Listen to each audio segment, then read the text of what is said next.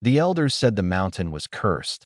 They said something lived inside it, something that had fallen from the sky 3 cycles ago, wrapped in fire and thunder. The council had ordered it sealed away, buried, forgotten, but Vash had never been good at forgetting that he crouched behind a collapsed pillar, his silver fur bristling against the cold wind that howled through the ruins. Behind him, 6 other cubs huddled together, their wide eyes reflecting the pale light of the twin moons. Vash, whispered Tira, the smallest of them. The sentries will return soon. We should go back. Vash's ears flattened. You can go back. I'm going in. He had heard the stories. Every cub on Valoran had. The creature from the stars. The human. His grandmother had whispered about it before she died.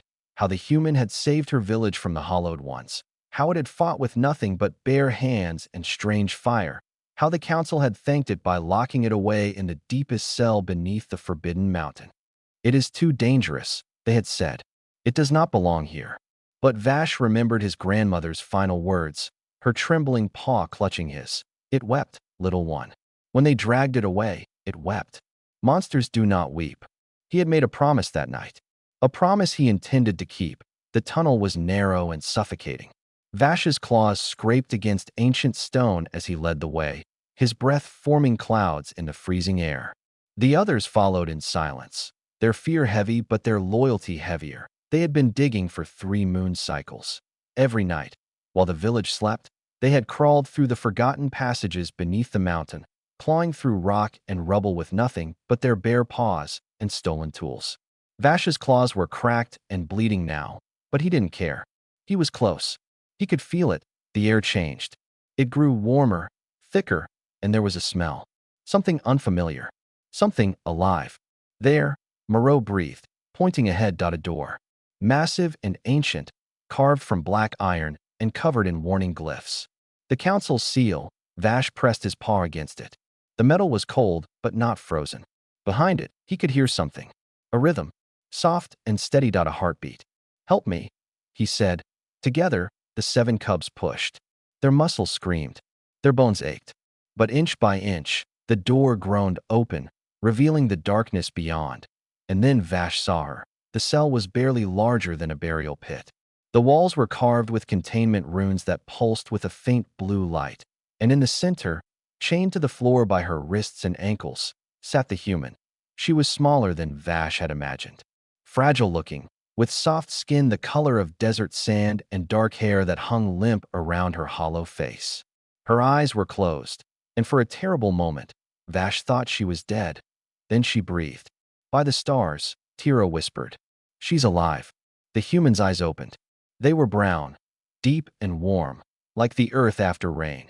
And when they found Vash, they widened with something he hadn't expected, hope. You're children, she rasped, her voice cracked from disuse. You're just children.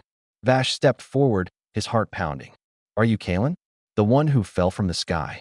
A pause. Then, slowly, she nodded. We've come to free you, he said. Kalen stared at him.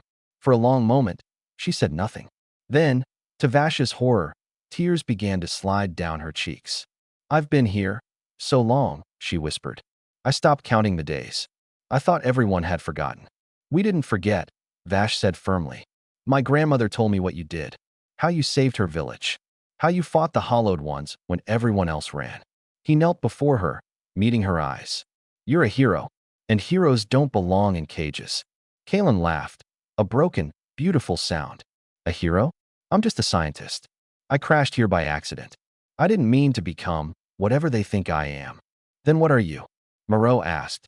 She looked at the young cubs surrounding her, their earnest faces, their bleeding paws, their defiant hearts, and something shifted in her expression. The despair faded. In its place came something fiercer. I'm human, she said quietly, and humans don't give up. The chains were old, but strong.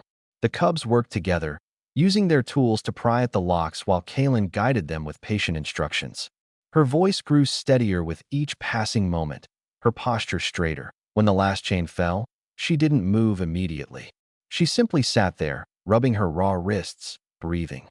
They'll come for us, Tira said nervously. When they find out what we've done, let them come, Vash interrupted. He looked at Kalen. We didn't dig through stone for 3 moon cycles just to hand you back. Kaylin rose to her feet. She was unsteady at first, her legs weak from years of captivity, but she forced herself upright.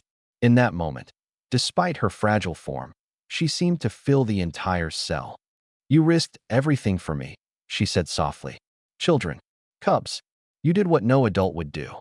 She reached out and placed her hand on Vash's head, gentle as a mother's touch. I won't forget this. I promise. Vash felt warmth spread through his chest. What will you do now? Kaylin looked toward the tunnel they had carved, the path to freedom, to the world that had imprisoned her. I'm going to survive, she said. That's what humans do. We endure. We adapt.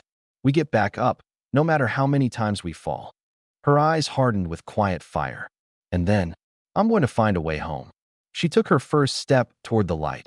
Vash walked beside her, his head held high.